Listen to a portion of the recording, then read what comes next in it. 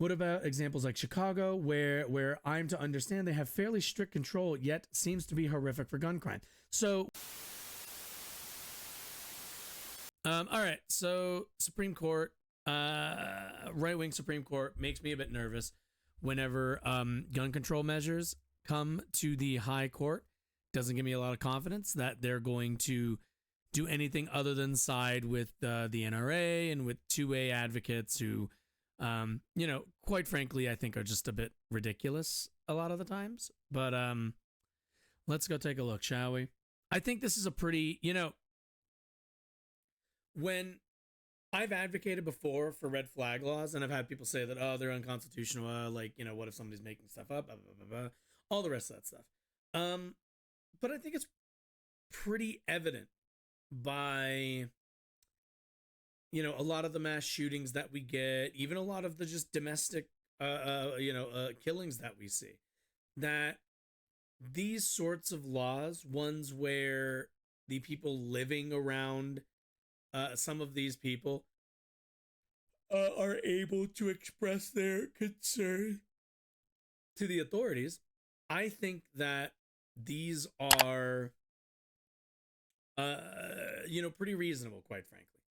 I think there's no reason why we shouldn't, that a community shouldn't be able to withhold somebody who they feel is dangerous from arming themselves, especially if there's evidence that they are not well or that they are in they have the capacity to commit violence. So that's kind of my general take. The Supreme Court later on is going to be deciding if domestic abuse orders can bar people from owning guns. I think this is pretty straightforward. But it's it doesn't seem that straightforward to others. The Supreme Court will hear arguments next week in a pivotal. When was this published, by the way? November 3rd, so only a couple days ago. Let's see. Let's go back up. Supreme Court will hear arguments next week in a pivotal firearms case that could have profound implications for how police and courts deal with domestic violence. The question: should people who are placed under domestic violence protection orders also lose access to their guns? For many victim advocates, the answer is obvious. Women are 5 times more likely to be killed in a domestic violence incident when the abuser has access to a gun. Advocates argue that the gun restrictions tied to such orders are among the most powerful tools for domestic violence victims, and that without them, more people will die. This is almost like elementary. For gun rights groups and their most ardent supporters, that is beside the point. Do you see how it's kind of like, well, I don't care? You see what I mean when I say, like, the argument for some of this stuff is kind of just like, they're like, I don't care. I want to own what I want to own. They contend that people subject to protection orders haven't been convicted of a crime and that taking their firearms away violates the Second Amendment. If the government can disarm them, they ask, who could the government disarm next? And, as usual, you just jump immediately to the, to not even just whataboutism, but like, what's the word I'm looking for? Not conspiratorial. You just jump to paranoia. Earlier this year, the U.S. Court of Appeals for the Fifth Circuit sided with gun rights supporters, invalidating a federal law passed by Congress. Congress in 1994 that bars people under domestic violence orders from having firearms. If the Supreme Court upholds that decision and rules that gun restrictions tied to restraining orders are unconstitutional, states would have fewer options to stop domestic abusers from possessing and using guns. And in conservative states, the aggressive rollback of gun control laws means that it is already easier for people to get guns to begin with. So, I'm quiet. You're crazy. And there's no way I'm quiet. I'm like so loud. Here, I'll move the mic like up here. You let me know if that's good. What was I gonna say? So keep in mind that conservative states are the ones that are statistically, you are more likely to die by firearm in those states. They are statistically and factually less safe than a state like I'll take my favorite, Massachusetts, which is the least dangerous state in terms of gun violence in this country, and has the strictest, if not the strictest, one of the strictest suites of gun control laws. Shit, speakers top 10, still touch low, but workable. Let me see. Am I like? I'll do like this little pump up just there. There we go. This year, WPLN and ProPublica have been reporting on the issue at the heart of the Supreme Court case: the difficulty of separating domestic abusers from their guns. The court's ruling could have immense ramifications in Tennessee, where weak enforcement of gun laws has allowed firearms to slip through the cracks with deadly consequences. According to our reporting, nearly 40% of the victims shot in domestic violence homicides in Nashville since 2007 were killed by people legally barred from having guns. Shocking, that one. Over the past decade, the state has also made it easier for more people to get guns and carry them in more places. And a special legislative session in August called in the wake of the March shooting at the Covenant School, where 3 children and 3 staff members were killed, failed to yield any gun reform. Shocking, that. Bit late to the party. Where do you fall on gun control? Need more or less? More. There's obviously a limit to which where like it's too much, like almost anything else. But we absolutely need better gun control in this country. In terms of federally, there's a few like handfuls of laws that would be nice, or at the very least the bolstering of some of the laws that we already have. And in terms of states, like I can't really do anything about Tennessee. If they're passing like incredibly loose gun restrictions, that's on Tennessee voters to vote conservatives out, because at the end of the day, they're making them less safe. But at the end of the day, we have evidence to show that stronger gun control keeps people safer. I'm not I own firearms. I like guns. I'm an American, but clearly we're not doing enough to protect our communities. Let's see. Right. Yield any. Yeah. The Supreme Court's decision could also inform rulings on other laws, barring people with felonies and drug addictions from having guns, as well as red flag laws designed to prevent shootings by temporarily removing guns from people who've shown signs they might hurt themselves or others. Such laws were central to this summer's legislative session in Tennessee and have gained renewed attention, following last week's shooting rampage in Maine. Those laws are designed similarly to the gun dispossession requirements under domestic violence orders, using a civil court process to prevent threatened violence from escalating. The Supreme Court case involves a Texas man, shocker there, named Zachary Rahimi, who was issued a restraining order after his ex-girlfriend reported that he assaulted her and threatened to shoot her if she told anybody. According to police, she was then involved in 5 separate shooting incidents over a 2-month period. Police found 2 guns during a search of his home, and he was indicted for violating the federal prohibition on gun possession for those under protection orders. Rahimi moved to dismiss the indictment, but the district judge ruled against him. Rahimi then pleaded guilty. The Fifth Circuit originally affirmed the district court's decision, but after the Supreme Court ruling last year that gun laws should be reviewed again, the nation's, quote, historical tradition of firearm regulations, the Fifth Circuit issued a new opinion, this time agreeing with Rahimi that the firearms ban violating the Second Amendment and that domestic abusers couldn't be singled out as a group. Well, what's funny is they're not being singled out. Like, it's kind of asinine to be like, oh, you can't single out domestic abusers. Nobody else is. They're singling themselves out. You are committing violence upon somebody. I think it's pretty reasonable to say, okay, if you're willing to like assault somebody, I don't think it's a stretch to say you'll go as far as to shooting them. What about examples like Chicago, where I'm to understand they have fairly strict control, yet seems to be horrific for gun crime? So what you're comparing is Chicago, a city which houses millions of people. So one of the really easy comparisons people make is Chicago is like the Chicago gun violence rate, which is super high, right? And certainly the death rate's super high as well. But what we need to take into account here is Chicago's population is 2.697 million people. There are 2 million people. There are over 2.5 million people just in Chicago. The population of what state am I thinking? Let's do Alabama. All of Alabama is 5 million.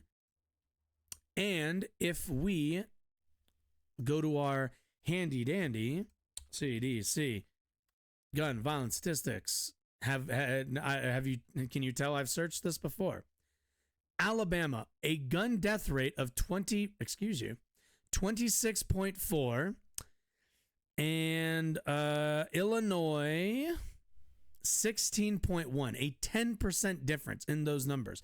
The reason is because the reason you see a state like Illinois see so much gun violence just in Chicago is because of population density, and is because it's surrounded by all of these states which have incredibly loose gun laws, which then eventually, like at the end of the day, where are people making most purchases? In higher population areas, higher densely populated regions. So all of these gun sales are moving from these really loose restriction states, are moving into the state of Illinois, into the largest hub in the Midwest. Like Illinois is probably, I mean, obviously you have Chicago, but something tells me Chicago's population isn't that high. New Orleans' population isn't all that high. Like Chicago is, for the Midwest, at least this half of the Midwest, the like population hub. So that's where all of the like illegal straw purchases, or even just like out of state purchases of firearms, end up going. They're just going to naturally flow towards population hubs. But yeah, like what we need to compare is apples to apples. If you want to compare Chicago to New Orleans, I think that's a fair comparison. But again, you're going to see like the population in those numbers are, let's see, New Orleans. The New Orleans population is, what is that? Like, oh God, I'm so fucking bad at math. But you see that number. That's a much smaller number compared, it's way smaller than 2.5 million people. So it's just, people bring up Chicago because it's a really flashy number, but that's not really the number you should be comparing when we're comparing like state laws. Cities make their laws, but they're also in a state, which then you have to account for the other states around them. It's just, you have to compare apples to apples.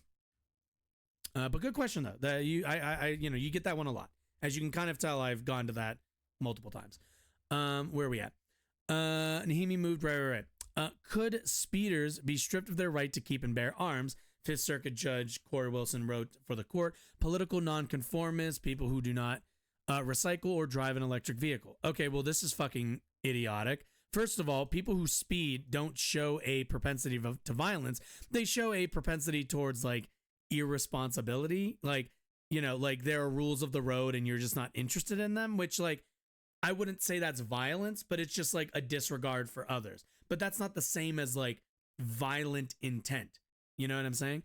And then like political nonconformists, this is always like, we always have to ask this question of like any law that's like a restriction on people's rights.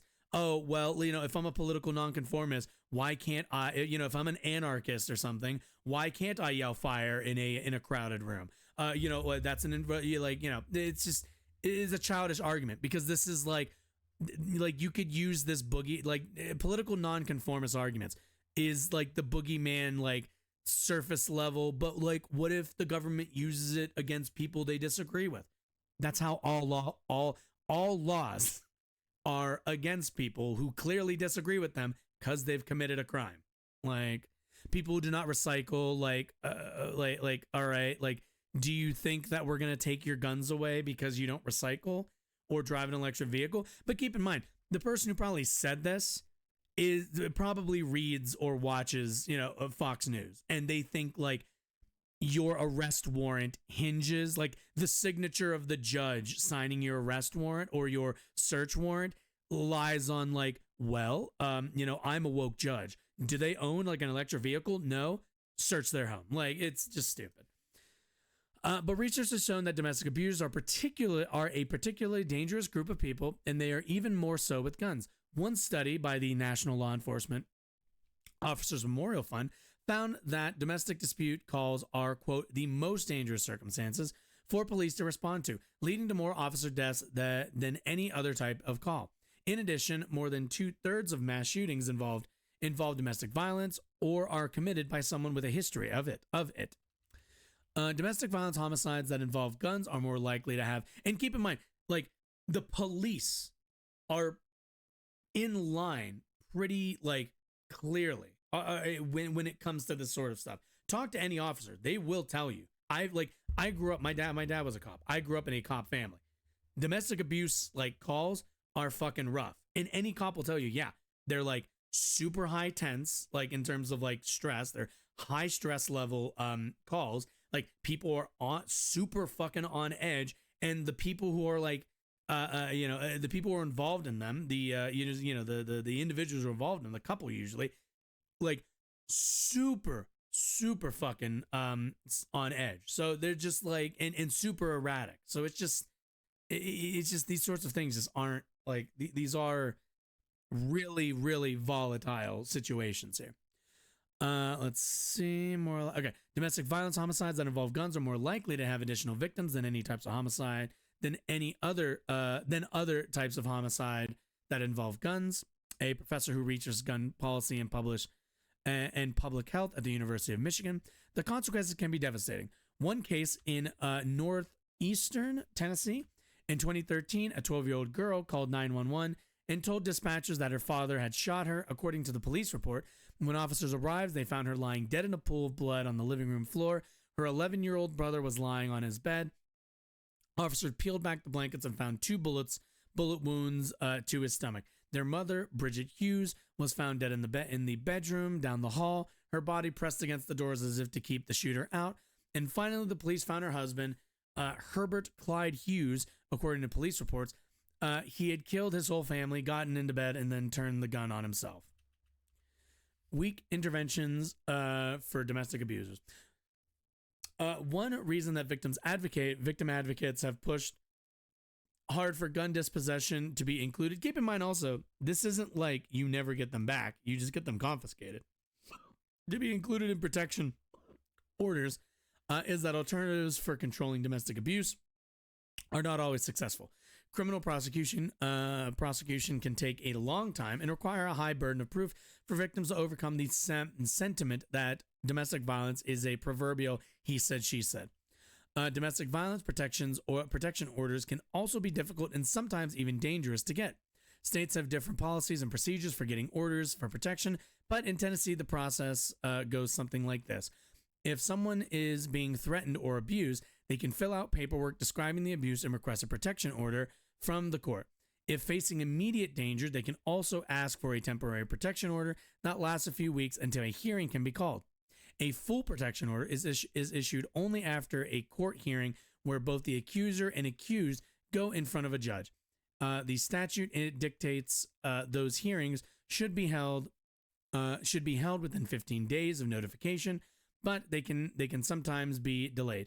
In the meantime, the decision to seek legal help can ratchet up tensions, leaving victims vulnerable. I mean, yeah, if like you filed for this and you still have to get your shit out of out of the house or out of the place that you're living, like the other person might just, try to kill you as you try to flee or whatever, or at the very least intimidate you, into sticking around.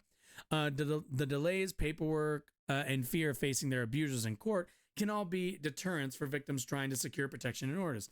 And also keep in mind, obviously, facing those people in court, like these victims have been living under like abusive spouses or, for however many years. They are probably not too confident in their ability to be in the same room in a like what's the word I'm looking for, in a in a legally a contentious fashion.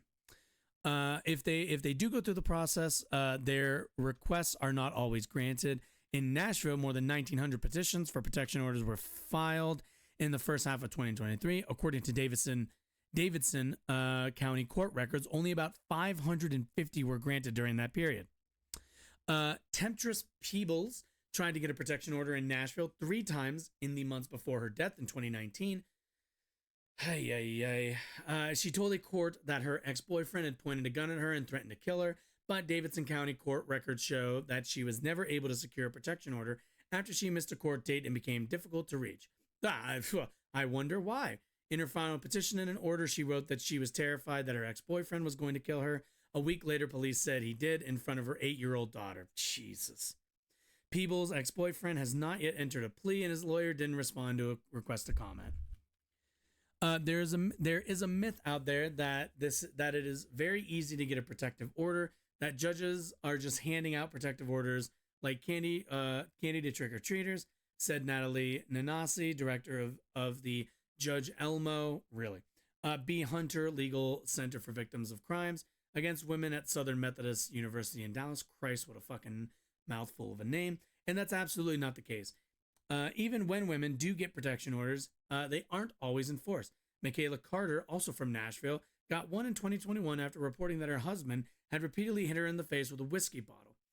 When he got out of jail months later, called her repeatedly and was seen near a relative's apartment with a gun, she called 911, but the police told her there was little they could do and left. 10 minutes later, according to police, the 911 records, she was shot to death by her estranged husband. Like, what are you supposed to say? Literally, the cop said, sorry, there's nothing we can do until he kills you. And then he did. And then they showed up to collect the body. He hasn't entered a plea in the case, and his lawyer didn't respond to email seeking comment. In light of such cases, criminal prosecutors and victim advocates say people subject to restraining orders not only need to be barred from having guns, but that more needs to be done to ensure they relinquish them and can't get new firearms. Medical and public health experts found that state laws requiring people subject to domestic violence restraining orders to turn their firearms were associated with a 14% lower rate of intimate partner gun homicides than states without such laws. So you can reduce 14% of homicides in this case, like in these specific cases, with just this. Like, does it solve the problem? No, it's not going to solve the problem. And I'm sure, like, some people say, oh, well, even if you stop them from getting a legal gun, they'll just go and get one illegally, which, yeah, that's kind of how it works, right? Like, but we put as many stops as we can. Like, at the end of the day, we can't stop people from going and, like, getting illegal firearms, but we at the very least can make it harder. Like, not everybody. I feel like people say that and they just think like it's really easy to get guns like illegally. Like, that's a thing that like everyone has access to. You tell me, do you know a black market gun dealer? Do you know who your black market gun dealer is for your neighborhood, zip code, or state? I wouldn't know. If they were like, all right, you can't purchase a firearm, I'd be like, that's kind of it. What am I supposed to do? What do I do? Go on the internet and like Google where to buy illegal like firearm? Like, wait, like, I don't think it's reasonable to say like a lot of people know where to get those. They'll probably get them from like relatives and stuff, but then you just indict the relatives when this happens. And then, in the future, when people go to their relatives or go to their friends or whatever, they're going to look at them and go, fuck no. Because when you go and use it on your ex or whatever, I'm going to get arrested and I'm going to do jail time. So, like, it's, you do what you can. Like, a reduction is a reduction at the end of the day. While we're talking about Israel, what is your opinion on Abraham Isaac Kook? I don't, because I have never heard of them. But I do not have an opinion. These civil orders, they say, can protect victims while the criminal trial process unfolds. Many victims and witnesses fear retaliation, and gun restrictions can help them feel safe enough to testify against abusers. From 2007 to 2021, more than 20,000 orders of protection were signed in Nashville civil courts. Yet, WPLN and ProPublica's analysis found only 3 cases where there was a protection order in effect and the violence escalated to a fatal shooting. That's good. Wikipedia. There's a look on it. Oh, cool. Where's chat?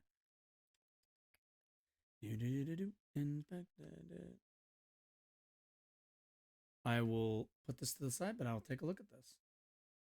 Orthodox rabbi. Okay, cool. I can close this probably. Close this on my end. Anyway, where were we? Julia Weber, who has worked for decades on domestic violence and firearms policy, including at the Giffords Law Center. To prevent gun violence.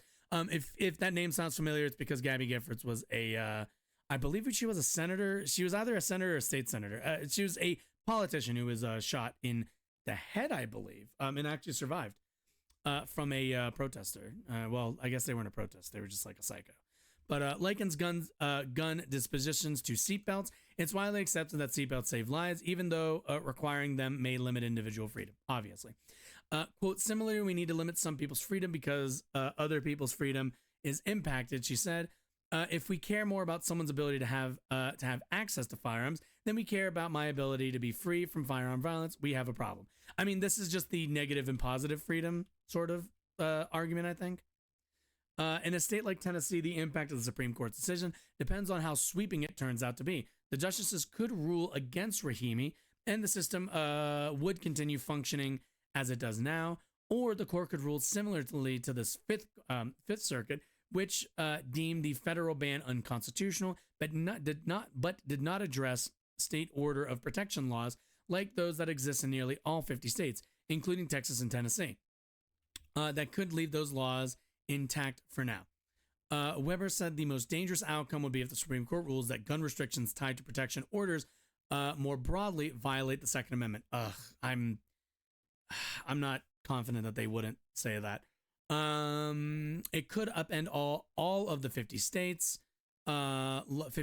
laws around what restraining orders can provide. Not every state has state-level prohibitions, but it could tie the hands of the legislatures in the future if they were to consider any kind of prohibition. If Rahimi wins, it could bolster the efforts of gun lobbying groups further weaken gun laws in states like Tennessee, pushing for what they call real constitutional carry with no restrictions on who can carry firearms and where they can carry them. The state will have few interventions that will work better than taking away the state will have few interventions that will work better than taking away alleged abusers' guns. The most likely outcome, Weber said, lives will be lost. Again, where was that? Wait, bring me back. Bring that back real quick. Where was it? Was it recent tabs? Is that what I have to look for? History? Is it? Oh, no, tabs from, no. Stats. Oh, here it is. Again, Tennessee. Let's go look at Tennessee. Where are you? Oh, actually, let's just do it by gun death rate. 22.8 with 1,569 deaths. Like, Tennessee, where's Texas? Texas with a 15.6. Yeah, Illinois 16.1. Like, yeah. At the end of the day, this is a state, Tennessee is not the state that we should be looking to model our gun laws around. The thing that they tell, at the end of all YouTube videos where they tell you to click on one of these things to watch more videos. Yeah, I've been meaning to film one of those. So that's what I was doing. I was just setting it up to film one.